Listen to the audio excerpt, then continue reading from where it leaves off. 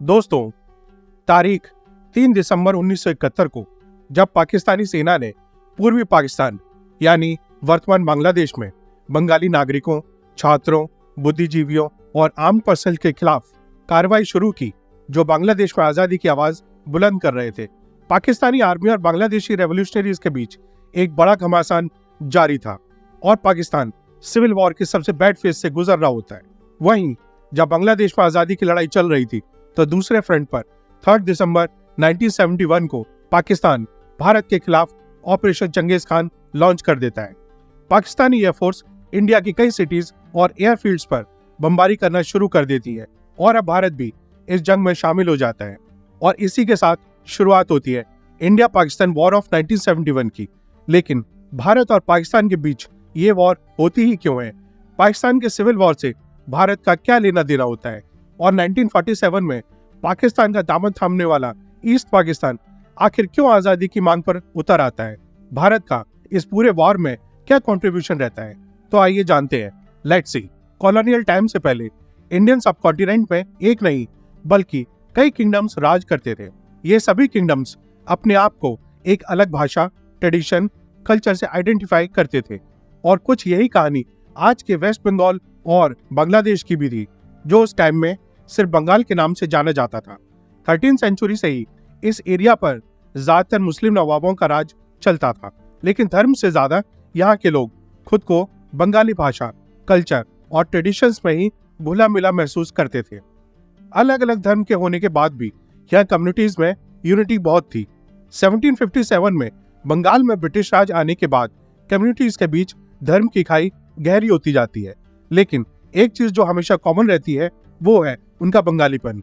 1947 में British rule के खत्म होते ही भारत को आजादी मिलती है, लेकिन यह आजादी भारत को दो कंट्रीज में बांट देती है, भारत और पाकिस्तान। मुस्लिम मेजोरिटी के लोग पाकिस्तान को चुन लेते हैं, जबकि भारत खुद को लोकतांत्रिक देश घोषित करता है। धर्म के नाम पे हुए इस डिवीजन से दोनों देशों की बाउंड्रीज तो तय हो जाती हैं, लेकिन एक ही कल्चर, ट्रेडिशन और लैंग्वेज को फॉलो करने वाले इलाके दो अलग अलग मुल्क का हिस्सा बन जाते हैं। जैसे आधा पंजाब पाकिस्तान को मिलता है और आधा भारत का हिस्सा बन जाता है। स्टार्टिंग में पूरा बंगाल रीजन पार्टीशन को स्ट्रांगली अपोज करता है, लेकिन जब विभाजन की मांग तेज होती जाती है तो बंगाल का वेस्टर्न रीजन भारत में शामिल हो जाता है। वहीं Muslim majority East Bengal Pakistan का हाथ थाम लेता है। उनकी उम्मीद होती है कि इस्लाम की फाउंडेशन पर बने पाकिस्तान में उन्हें better social and economic status और फैसिलिटीज मिलेंगी, लेकिन साथ ही पाकिस्तानी गवर्नमेंट उनके फंडामेंटल राइट्स को रिकॉग्नाइज करेगी और उन्हें उनका पूरा हक देगी। पाकिस्तान के साथ भारत में रह रहे कुछ मुस्लिम्स की भी यही उम्मीद होती है, इसलिए जब बंटवारा होता है तो दोनों ही कम्युनिटीज में मास माइग्रेशन देखने को मिलता है। हिंदू पाकिस्तान से भारत आते हैं तो मुस्लिम भारत से पाकिस्तान चले जाते हैं। वेस्ट बंगाल और बिहार से भी कई मुस्लिम ईस्ट बंगाल की तरफ माइग्रेट करते हैं और हिंदू लोग भारत आ जाते हैं। ये मास माइग्रेशन अपने साथ एक बहुत बुरा दौर लेके आता है, जिसमें दंगे फसाद से सैकड़ों बेकसूर लोग मारे जाते हैं। लॉ एंड ऑर्डर पूरी तरह से तहस नहस हो जाता है। 14 लाख लोग अपना घर छोड़ देते हैं और लाखों फैमिलीज को अपनी मंजिल पर पहुंचने से पहले ही मौत के घाट उतार दिया जाता है। मरने वालों की संख्या 2 लाख से 20 लाख तक बताई जाती है।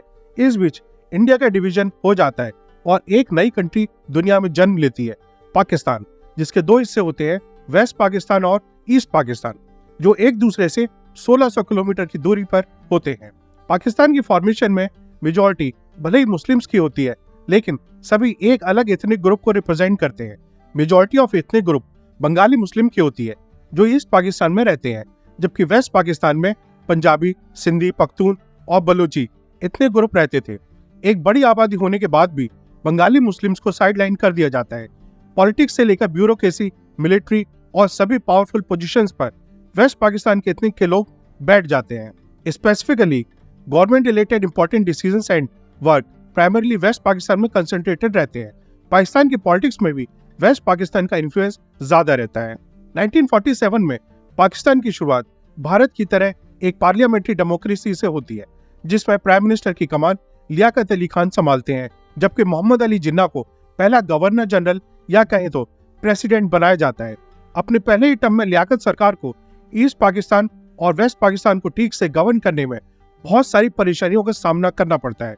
जो आने वाली सरकारों को भी महसूस होती है। 21 मार्च 1948 को मोहम्मद अली जिन्ना एक नया रूल लेकर आते हैं और उर्दू को पाकिस्तान की ऑफिशियल लैंग्वेज बना देते हैं। जिन्ना का ये डिक्लेरेशन ईस्ट पाकिस्तान को हिला कर रख देता है। वेस्ट पाकिस्तान के उर्दू इम्पोजिशन को ईस्ट पाकिस्तान में भारी क्रिटिसिज्म का सामना करना पड़ता है। बंगाली मुस्लिम्स के लिए उर्दू एक एलीट भाषा होती है जिसे केवल हाई ऑफिशियल्स ही यूज करते थे, जबकि ईस्ट पाकिस्तान में दशकों से बच्चा बच्चा बंगाली भाषा को बोलता रहा होता है। भाषा की जबरदस्ती से ईस्ट पाकिस्तान में बंगाली लैंग्वेज मूवमेंट की शुरुआत होती है। अपनी भाषा को बचाने के लिए लोग सड़कों पर उतर आते हैं। स्टूडेंट और पॉलिटिकल एक्टिविस्ट उर्दू इम्पोजिशन को अपनी भाषा पर एक गहरी चोट के रूप में लेते हैं। ईस्ट बंगाल की प्राइमरी लैंग्वेज बंगाली होती है। 1952 आते आते ईस्ट बंगाल में प्रोटेस्ट इतने तेज हो जाते हैं कि सरकार को धारा 144 लागू करनी पड़ती है, यानी 3 से ज्यादा लोगों का एक साथ खड़ा होना मना हो जाता है। इस कानून के खिलाफ 21 फरवरी को ढाका यूनिवर्सिटी के स्टूडेंट्स एक साथ इकट्ठे होते हैं, लेकिन धारा 144 के तहत पुलिस उन्हें हिरासत में ले लेती है। इससे स्टूडेंट्स की भीड़ और भी ज्यादा भड़क जाती है और students East Bengal legislative assembly में घुसने की कोशिश करते हैं और उन्हें रोकने के लिए पुलिस गोली चला देती है, जिसमें 5 लोगों की मौत हो जाती है। सरकार और बंगालियों के बीच लड़ाई इस कदर बढ़ जाती है कि 1956 में सरकार को बंगाली भाषा को ऑफिशियल स्टेटस और स्टेट लैंग्वेज का दर्जा देना पड़ता है। ईस्ट पाकिस्तान में रह रहे लोगों की मांग तो पूरी हो जाती है, लेकिन सरकार के साथ उनकी नाराजगी खत्म नहीं होती, बल्कि यह घटना आग में घी की तरह काम करती है। पाकिस्तान की फॉर्मेशन में मेजॉरिटी भले ही मुस्लिम्स की होती है, लेकिन सभी एक अलग अलग एथनिक ग्रुप्स को रिप्रेजेंट करते हैं। पाकिस्तान में कई सरकारें बनती और बिगड़ती हैं।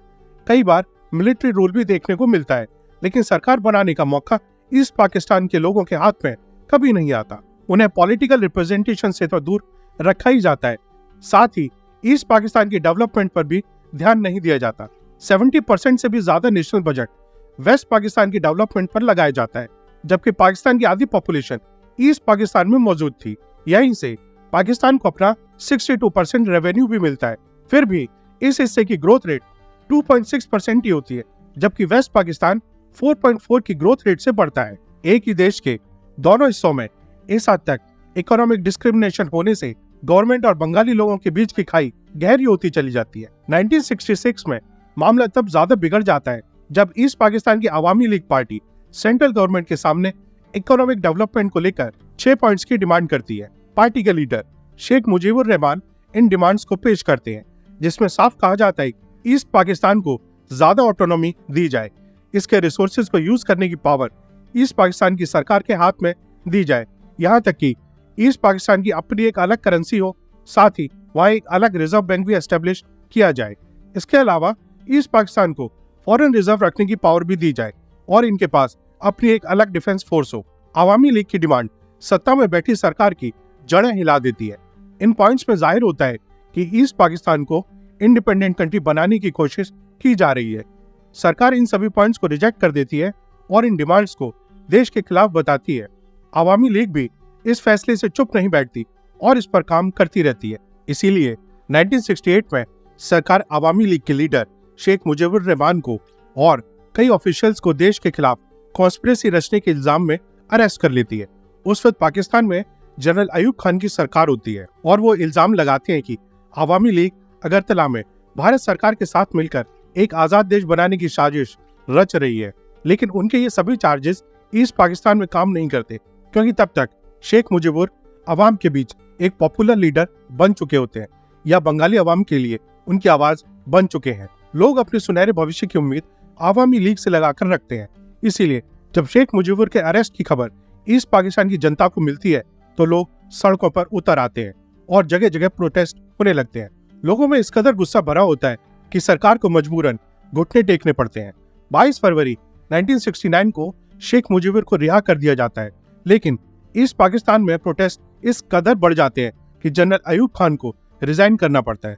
इसके बाद प्रेसिडेंट का पद संभालते हैं जनरल याया खान, जो 1970 में पाकिस्तान में पहली बार जनरल इलेक्शन कराते हैं।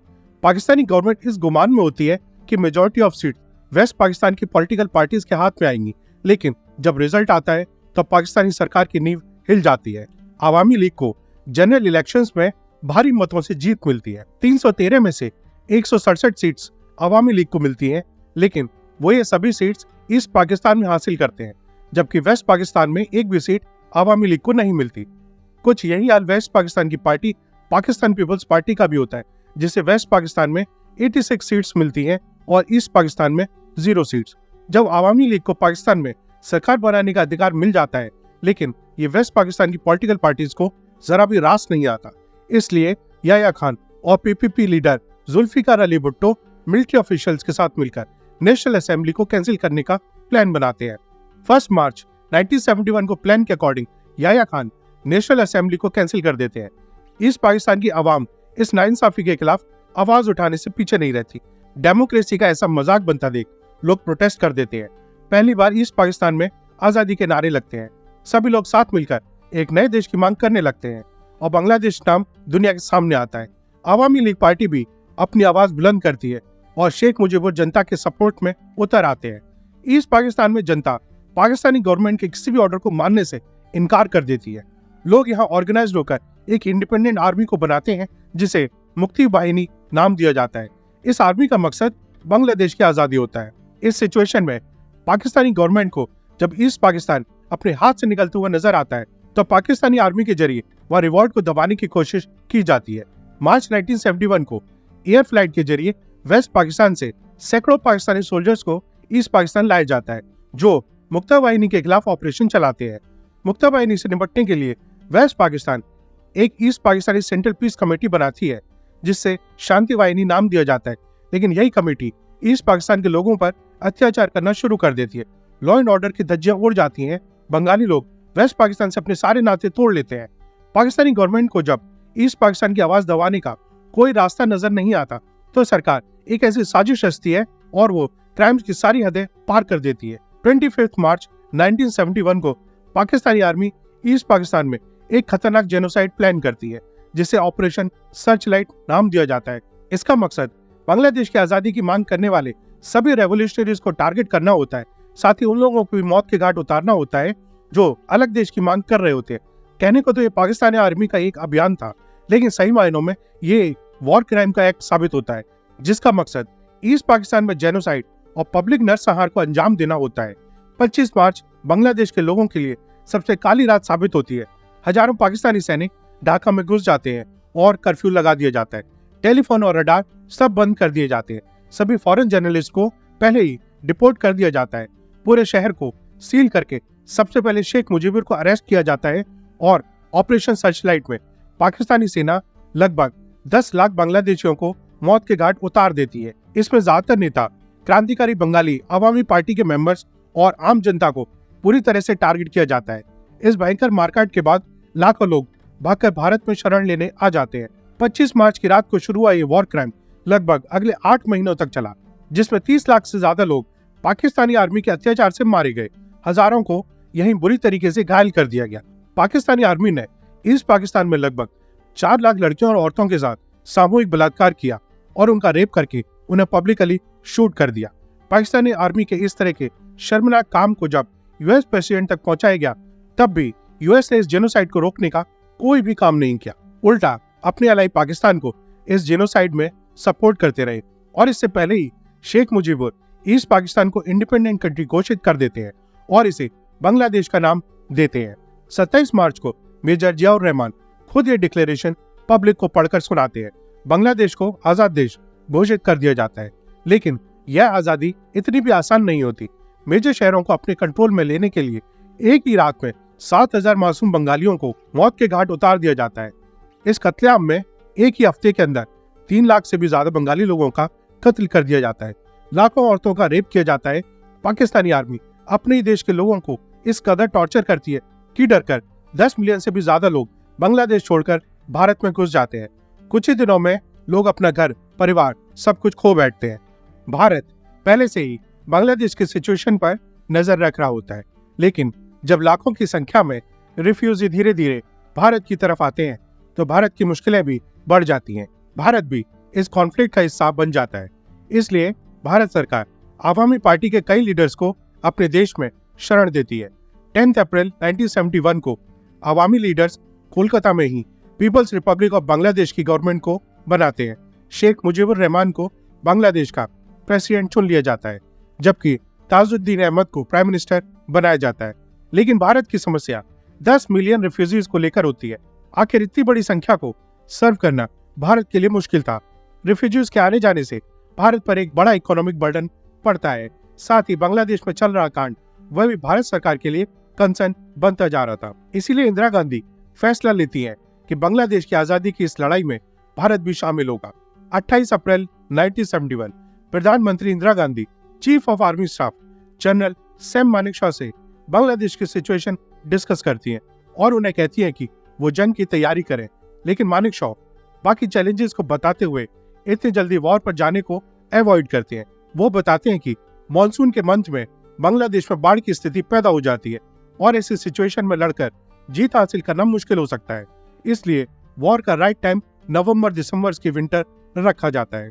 प्रधानमंत्री गांधी जनरल्स को पूरी आजादी देती है कि वे जब चाहें ऑपरेशन स्टार्ट कर सकते हैं। हम हर हाल में मुक्ति वाहिनी की सहायता करेंगे, बांग्लादेश के लोगों की मदद करेंगे। इंडियन आर्मी अपने काम की शुरुआत मुक्ता वाहिनी को ट्रेनिंग देने से शुरू करती है। सैम मानेकशॉ की लीडरशिप में इंडियन आर्मी मुक्ता वाहिनी को गुरिल्ला वारफेयर के लिए ट्रेन करती है।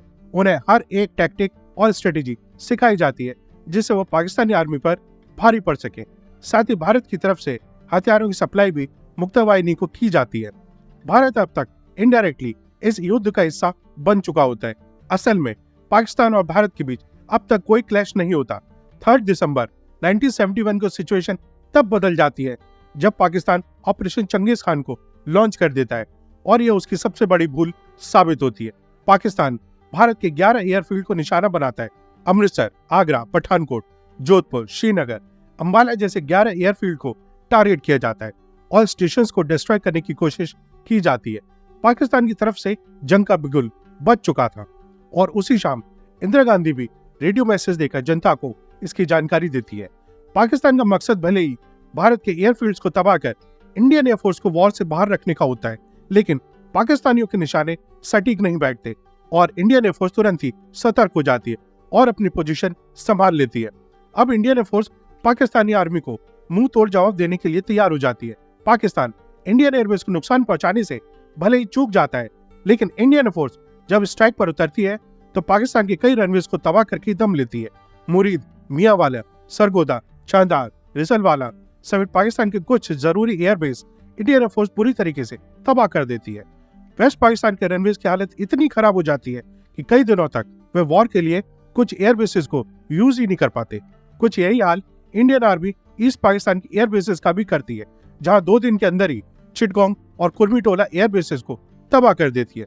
4 दिसंबर को इंडियन नेवी भी पाकिस्तानी नेवल आर्मी को मुंह तोड़ हमला करने से पीछे नहीं हटती। इंडियन नेवी को जानकारी होती है कि कराची पोर्ट पाकिस्तान नेवी का सबसे बड़ा हेडक्वार्टर होता है। यह पोर्ट पाकिस्तान की मैरीटाइम ट्रेड के लिए भी सबसे इंपॉर्टेंट है। इसे नुकसान हुआ तो पाकिस्तान की इकोनॉमी क्रैश कर सकती है। इसीलिए इंडियन नेवी कराची हार्बर को अपना टारगेट बनाती है और इस ऑपरेशन को नाम देती है ऑपरेशन ट्राइडेंट। इस ऑपरेशन की कमाल संभालते हैं navy chief admiral SM Nanda, जो कि इंदिरा गांधी से परमिशन लेने के बाद 25th squadron commander Babru Bhan Yadav को अटैक की जिम्मेदारी देते हैं।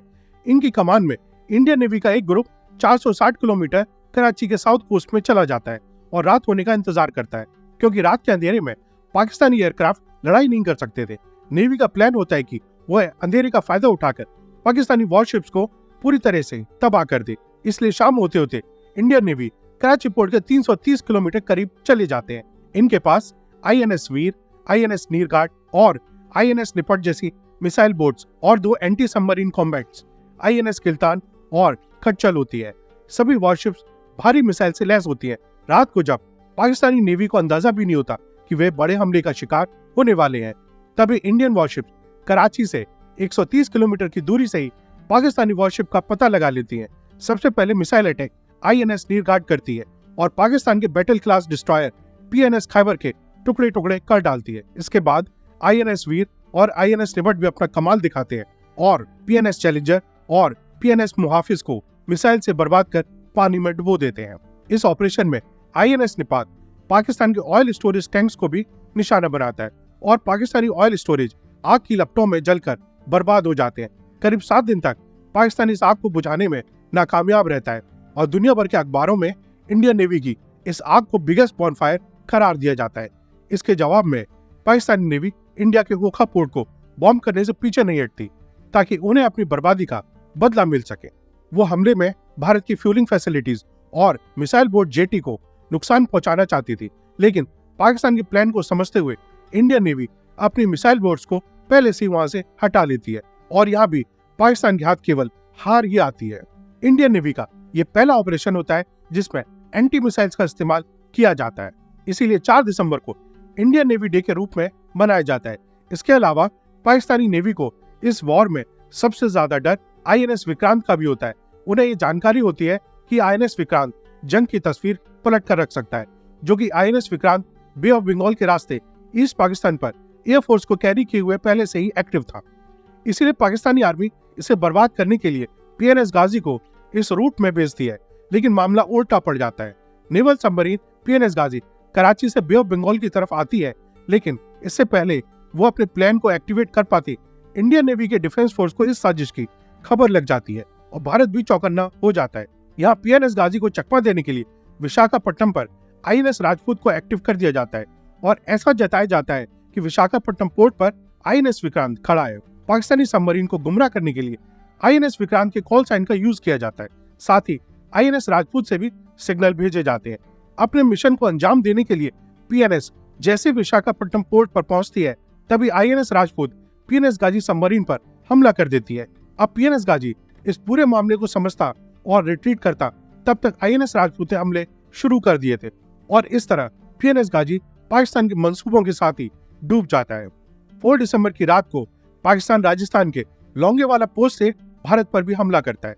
उन्हें खुफिया जानकारी होती है कि यहाँ इंडियन सोल्जर्स की संख्या बहुत कम है। बस इसी का फायदा उठाकर वो भारत में दाखिल होने और रामगढ़ जैसलमेर होते हुए दिल्ली पहुंचने की कोशिश करता है। इस साजिश के तहत पाकिस्तान 2000 जवानों के साथ 59 टैंक्स और एक मोबाइल इन्फेंट्री ब्रिगेड को लोंगेवाला पोस्ट पर हमला करने के लिए भेजते हैं। यहाँ उनका सामना इंडियन आर्मी की 23rd बटालियन पंजाब रेजिमेंट की एक कंपनी से होती है, जिसकी कमान मेजर कुलदीप सिंह चांदपुरी के पास होती है।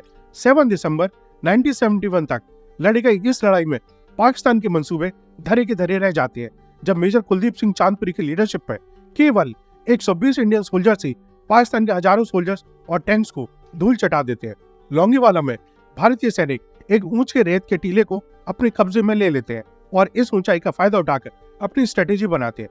कुलदीप सिंह चांदपुरी को पता होता है कि सुबह होने तक उन्हें कोई भी हवाई मदद नहीं मिल सकती, इसीलिए वह सुबह तक पाकिस्तानी आर्मी को उलझा कर रखने की स्ट्रेटेजी बनाते हैं। हालांकि पाकिस्तान से फायरिंग पहले स्टार्ट होती है, लेकिन आगे बढ़ते हुए पाकिस्तानी टैंक चारों तरफ लगे कटीले तारों को देखकर रुक जाते हैं। इन तारों को वह लैंड माइन समझकर अपना जरूरी वक्त तारों को हटाने और अपने कंफ्यूजन को क्लियर करने में गुजार देती है। फिर जैसे ही पाकिस्तानी टैंक्स आगे बढ़ते हैं तो वे रेगिस्तान की रेत में फंस जाते हैं। एक ऊंचे टीले पर होने की वजह से इंडियन आर्मी टैंक्स को डायरेक्ट हिट कर पाती है और पाकिस्तान अपने कई टैंक्स और गाड़ियां गवा देता है। जब तक पाकिस्तान भारत की चाल को समझ पाता, तब तक सुबह हो चुकी थी और सूरज की पहली किरण के साथ ही इंडियन एयरफोर्स भी वहां पहुंच जाती है और पाकिस्तानी टैंक्स और सिपाहियों के ऊपर कहर बनकर बरस पड़ती है और लोंगेवाला में भारत जीत जाता है। इस हार से पाकिस्तान को बहुत बड़ा झटका लगता है। वो अपने कई सैनिक और टैंक्स खो देता है। लोंगेवाला का ये ग्राउंड ऑपरेशन भारत का बड़ा सक्सेसफुल ऑपरेशन साबित होता है, लेकिन पाकिस्तान के लिए ये एक बहुत बड़ी हार बन जाती है। 1971 के इस वॉर में भारत ने पाकिस्तान से लगभग 1600 स्क्वायर मीटर का हिस्सा छीन लिया था। पाकिस्तान से निपटने के लिए भारत की मिलिट्री पावर और स्ट्रेटेजी पाकिस्तान से कहीं ज्यादा बेहतर होती है। इंडियन डिफेंस की नेवी, एयर और मिलिट्री का कोऑर्डिनेटेड अटैक पाकिस्तान के होश उड़ा देता है। ऑपरेशन ट्राइडेंट में मिली अपार सफलता के बाद एक तरफ जहां कराची पोर्ट पर सिक्योरिटी बढ़ा दी जाती है, वहीं पाकिस्तान को समंदर में इंडियन शिप्स की एक बड़ी प्रेजेंस की खबर लग जाती है। उन्हें लगता था कि भारत फिर एक बड़े हमले की तैयारी कर रहा है, इसीलिए पाकिस्तानी वॉरशिप्स मर्चेंट शिप्स के साथ मिलकर इंडियन नेवी को मात देने का प्लान बनाती है। अब इसी प्लान को फेल करने के लिए इंडियन नेवी एक फॉलो प्लान बनाती है, जिसका कोड नेम ऑपरेशन पाइथन होता है। 8 दिसंबर को पाकिस्तान की चालों को नाकाम करने के लिए भारत की मिसाइल बोट्स INS विनाश, INS तलवार और INS त्रिशूल को कराची के साउथ में मनोरा की तरफ भेजा जाता है। इस दौरान ये मिसाइल बोट्स न केवल पाकिस्तानी पेट्रोल वेसल को टारगेट करते हैं, बल्कि 11 बजे के करीब INS विनाश अपनी 4 मिसाइल से केमारी ऑयल फार्म को टारगेट करता है।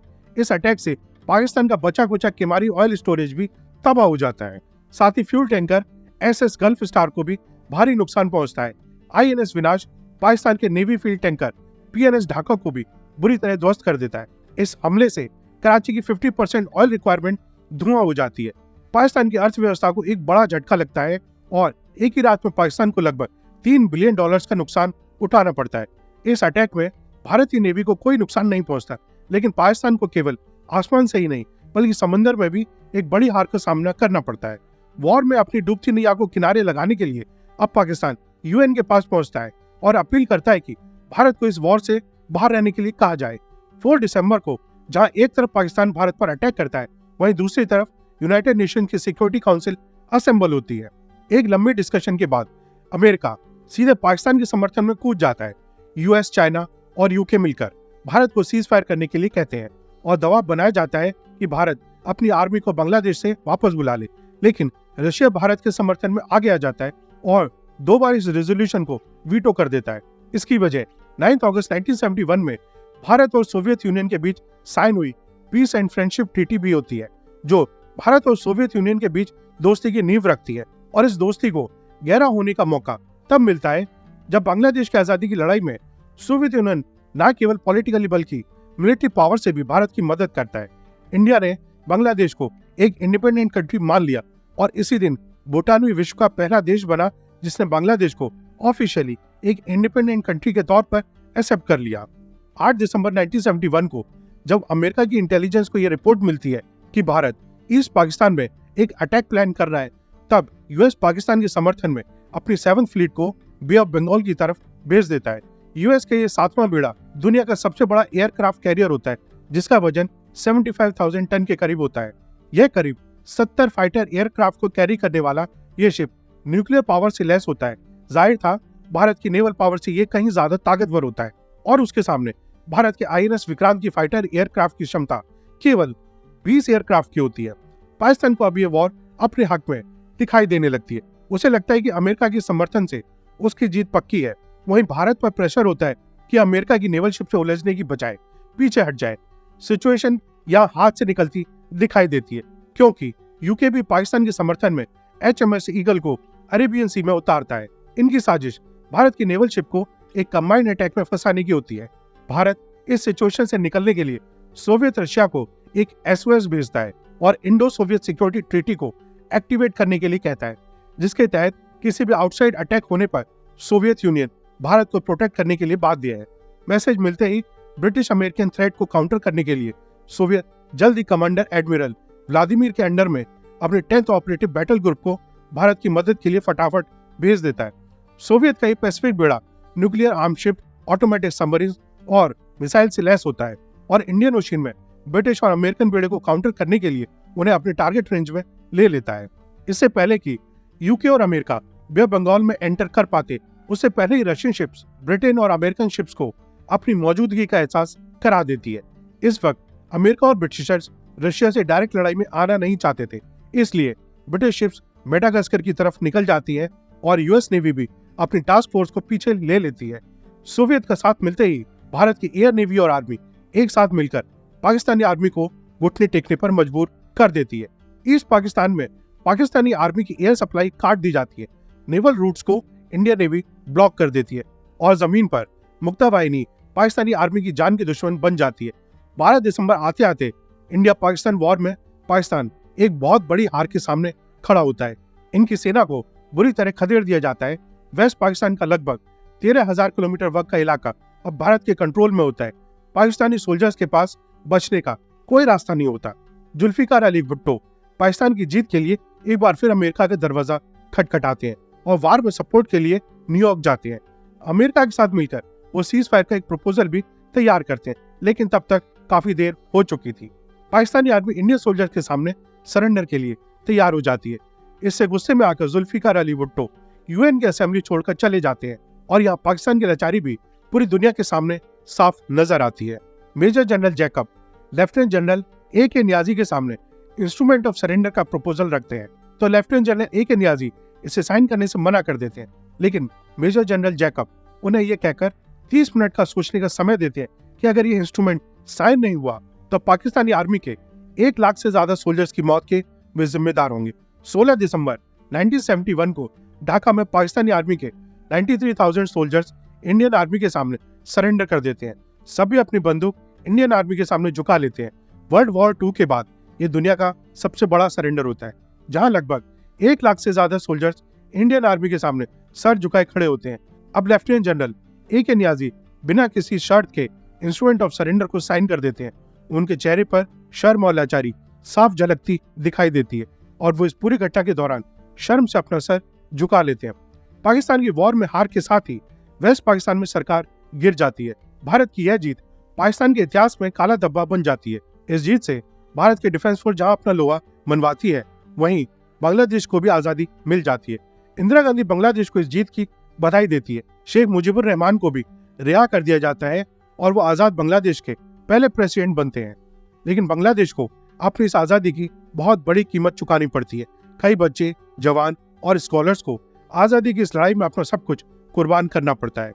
1972 में भारत पाकिस्तान के बीच शिमला एग्रीमेंट साइन किया जाता है, जिसके तहत पाकिस्तान भी बांग्लादेश को एक कंट्री के तौर पर रिकॉग्नाइज कर लेता है। इसके बदले भारत पाकिस्तान की 13,000 स्क्वायर किलोमीटर की जमीन जो भारत के कब्जे में होती है, उसे पाकिस्तान को लौटा देता है और 93,000 वॉर प्रिजनर्स को भी लौटा देता है। इसके साथ भारत जीत का एक नया इतिहास लिखता है। 1974 में यूएन भी बांग्लादेश को एक इंडिपेंडेंट कंट्री के रूप में रिकॉग्नाइज कर लेता है। आज के लिए इतना ही दोस्तों। आपको वीडियो अच्छी लगी हो तो लाइक जरूर करें। ऐसी और इंफॉर्मेटिव वीडियोस के लिए चैनल के दूसरे वीडियोस भी देखें और जाते जाते चैनल को सब्सक्राइब और बेल आइकन को दबाना ना भूलें। Tata, bye bye.